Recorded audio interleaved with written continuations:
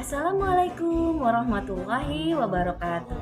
Perkenalkan, nama saya adalah Yuni Purwaningsi, calon guru penggerak angkatan 5. Majukan pendidikan, guru penggerak menghamba pada murid, kreatif rancang pembelajaran, hargai potensi, tingkatkan prestasi, lahirkan profil pelajar Pancasila. Belajar, bergerak, berbagi untuk negeri, kita menjalin kolaborasi. Belajar, bergerak, berbagi untuk negeri, demi bakti pada Ibu Pertiwi.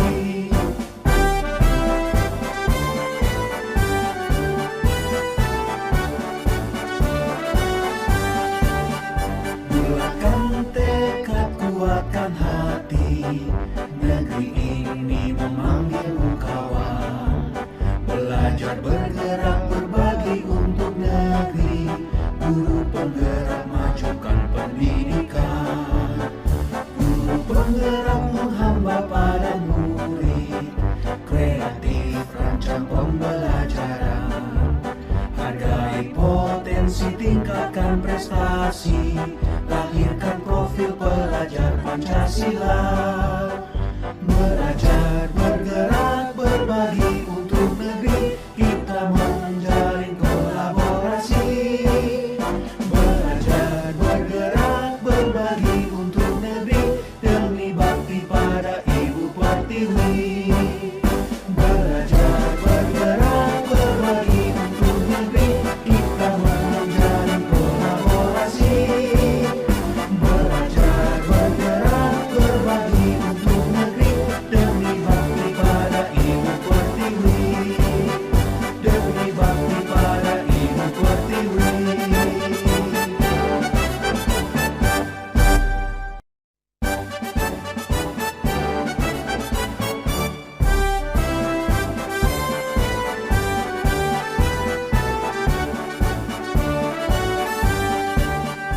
Bulatkan tekad, kuatkan hati, negeri ini memanggilmu kawan.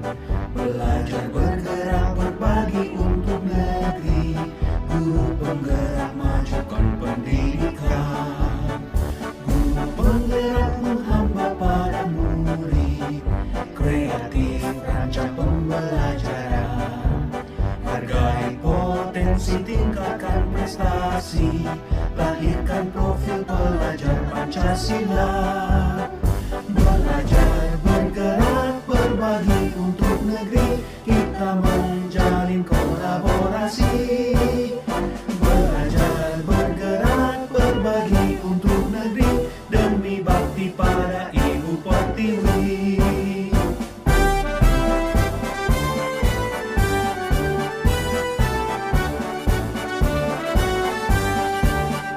Bulatkan tekad, kuatkan hati, negeri ini memanggilmu kawan.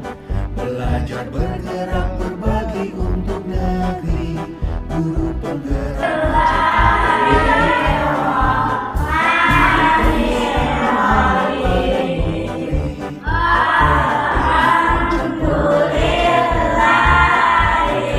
potensi, tingkatkan prestasi. Sekarang langsung Al-Fajr ya.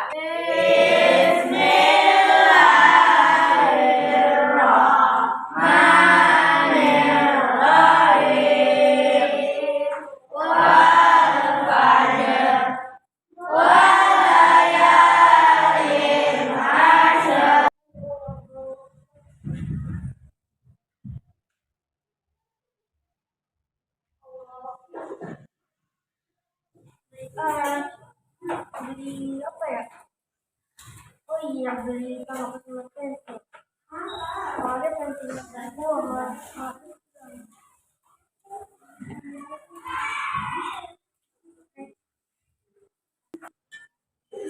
Assalamualaikum warahmatullahi wabarakatuh. Saya ingin mencoba merefleksi diri budaya positif yang telah disediakan kelas oleh Bu Yuni. Budaya positif yang pertama yaitu melakukan melaksanakan sholat duha dan sholat zuhur di sekolah berjamaah. Budaya positif yang kedua yaitu membaca buku dalam 10 menit di pojok baca. Budaya positif yang ketiga yaitu melatih kejujuran agar setiap siswa untuk bersikap jujur. Budaya positif yang keempat yaitu Bu Yuni setiap pagi selalu melaksanakan doa dan murojaah ayat-ayat suci Al-Quran. Terima kasih. Wassalamualaikum warahmatullahi wabarakatuh. Tetap semangat Bu Yuni. Jangan sama bobo, ngaco.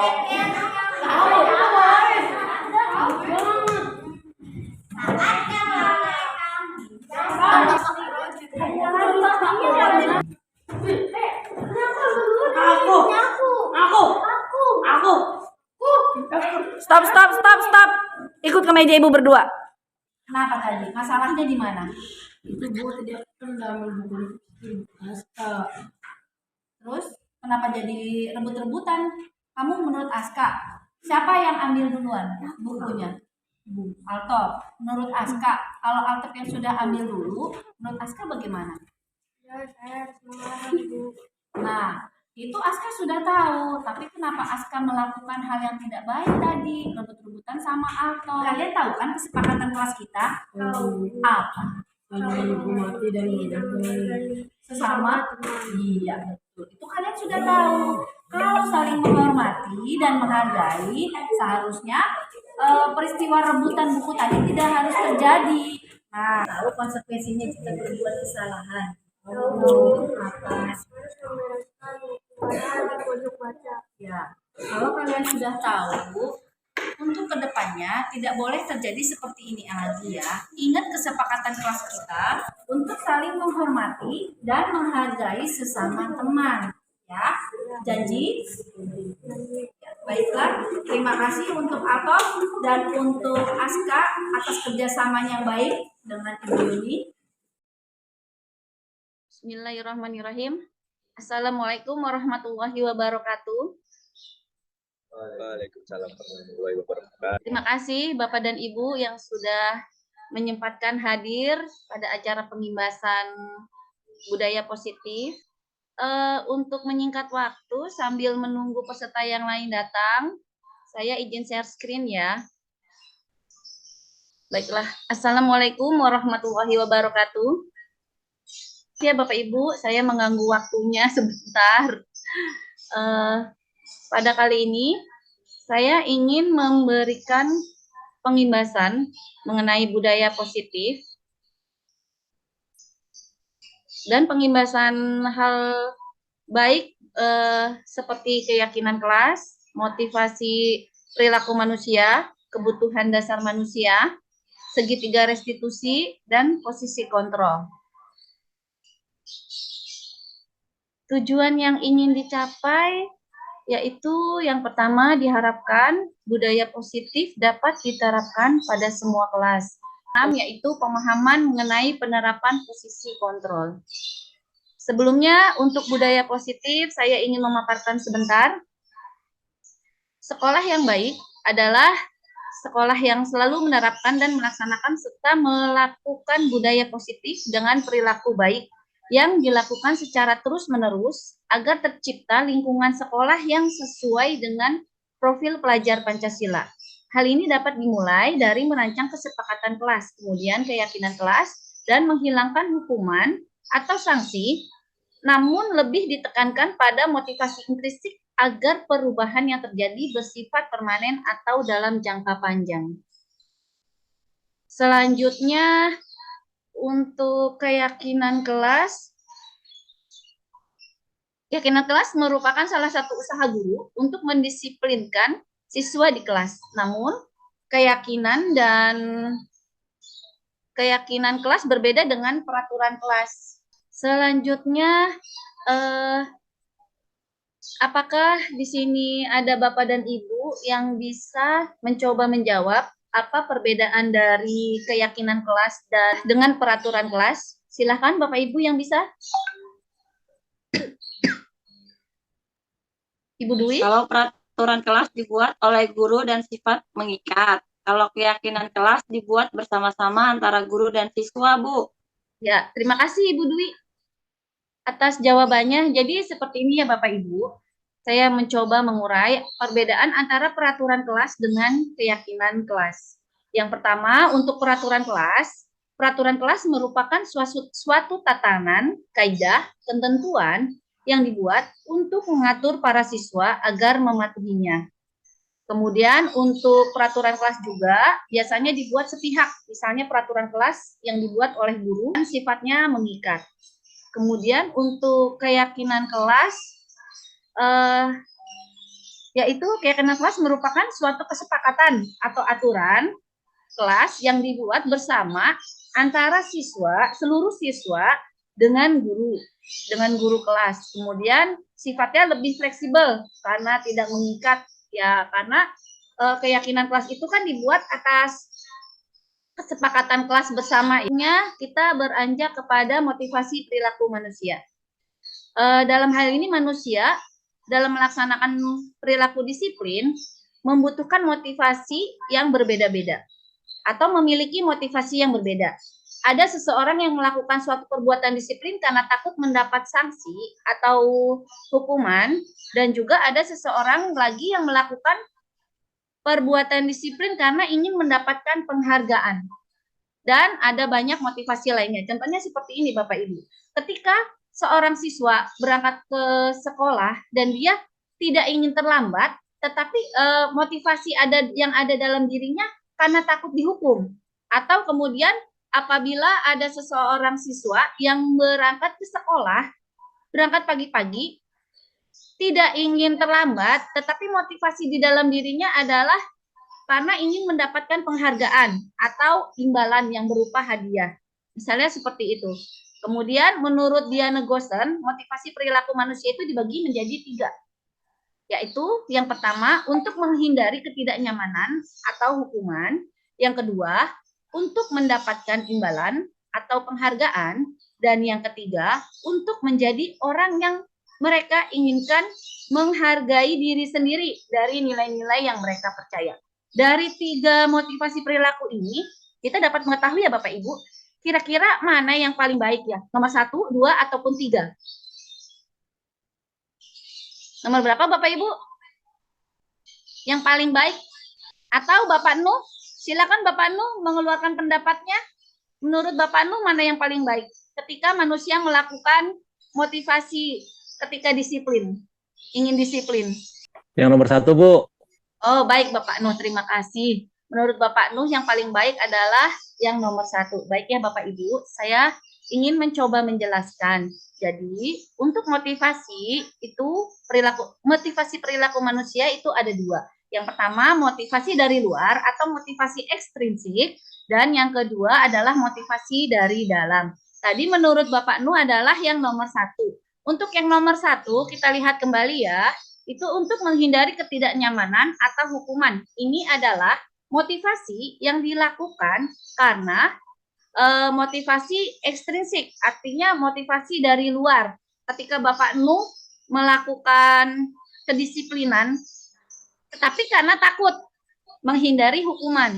Atau misalnya Bapak Nuh melakukan kedisiplinan karena ingin mendapatkan penghargaan atau hadiah, itu juga termasuk dari motivasi ekstrinsik.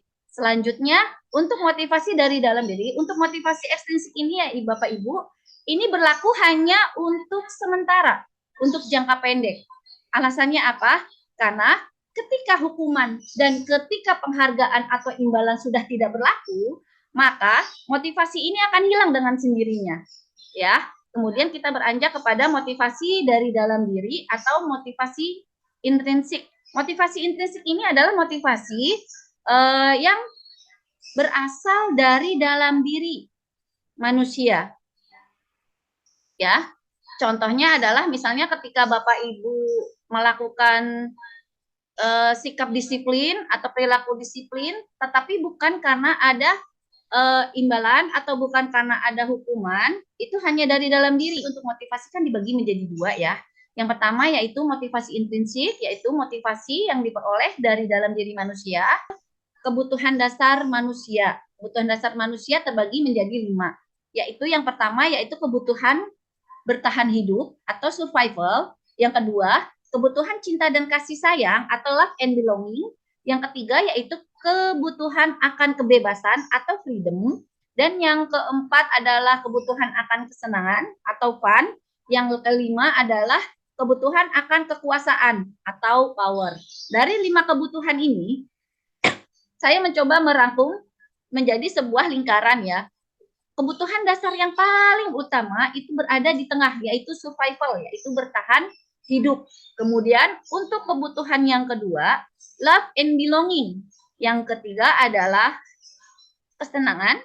Yang keempat adalah freedom, kebebasan. Dan yang kelima adalah power atau kekuasaan. Dari kelima kebutuhan hidup manusia, yang paling utama adalah kebutuhan bertahan hidup ya. Selanjutnya Bapak Ibu, saya mencoba ingin memberikan penjelasan mengenai segitiga restitusi. Untuk pelaksanaan segitiga restitusi, yang pertama adalah menstabilkan identitas, kemudian validasi tindakan yang salah, selanjutnya adalah menanyakan keyakinan. Jadi dari segitiga restitusi ini, ketika ada suatu masalah di kelas bagi siswa maupun bagi anak-anak kita di rumah ya Bapak Ibu, tidak hanya siswa saja. Jadi segitiga restitusi ini bisa kita gunakan untuk mengatasi masalah di sekolah maupun di rumah dengan anak-anak kita ya.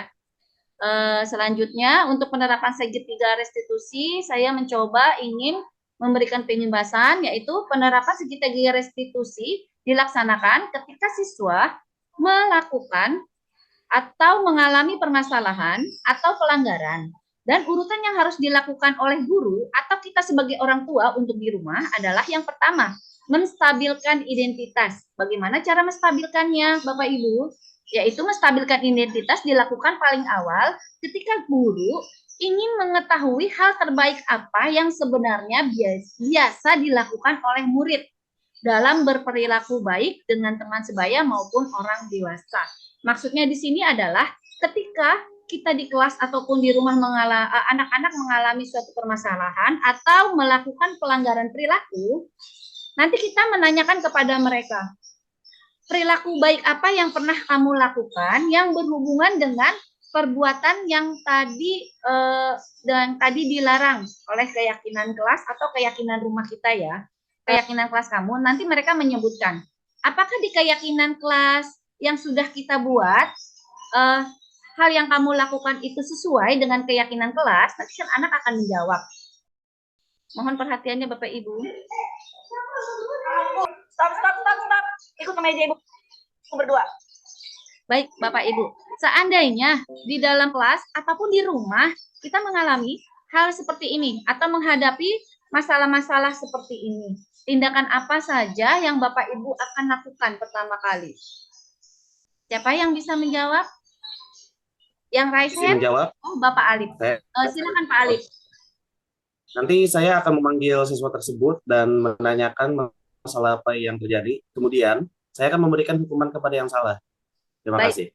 Terima kasih Bapak Alif atas jawabannya. Selanjutnya Bapak Ibu ya. Untuk posisi kontrol dibagi menjadi 5. Yang pertama posisi kontrol penghukum, dan yang kedua posisi kontrol membuat merasa bersalah, kemudian yang ketiga posisi kontrol sebagai teman, dan yang keempat posisi kontrol sebagai pemantau, kemudian yang kelima posisi kontrol sebagai manajer. Baik, tadi Bapak Alif posisi kontrolnya adalah sebagai penghukum ya. Baik, terima kasih Bapak Alif. Selanjutnya, apa itu posisi kontrol? Posisi kontrol itu dibagi menjadi 5. Yang pertama, posisi kontrol sebagai penghukum. Yang kedua, yaitu posisi kontrol sebagai pembuat merasa bersalah. Untuk posisi kontrol sebagai penghukum, seseorang penghukum dapat menggunakan hukuman fisik maupun hukuman verbal dikarenakan sebuah tindakan atau pelanggaran perilaku yang dilakukan oleh siswa. Guru yang memiliki kontrol penghukum ini biasanya menggunakan kalimat, kamu selalu saja berkelahi. Kemudian yang kedua, posisi kontrol sebagai pembuat merasa bersalah. Biasanya di sini guru akan bersikap lebih lembut sehingga siswa dibuat menjadi merasa bersalah. Guru yang memiliki kontrol pembuat merasa bersalah biasanya akan menggunakan kalimat, kalian tahu tidak jika kalian melakukan kesalahan maka ibu yang akan ditegur oleh kepala sekolah. Selanjutnya Bapak Ibu, untuk yang ketiga posisi kontrol sebagai teman. Seseorang yang melaksanakan penerapan posisi kontrol sebagai teman biasanya tidak menyakiti murid, namun akan melakukan pengontrolan melalui persuasi, biasanya menggunakan kalimat "ya sudah, untuk kali ini tidak apa-apa, nanti ibu yang bereskan". Untuk posisi kontrol yang keempat yaitu posisi kontrol sebagai pemantau. Memantau berarti mengawasi. Pada saat kita mengawasi, kita akan bertanggung jawab pada orang yang kita awasi. Sebagai seseorang yang menjalankan posisi memantau, pertanyaan yang diajukan seorang pemantau biasanya sanksi atau konsekuensi apa yang biasanya akan kalian dapatkan. Yang kelima, posisi kontrol sebagai manajer.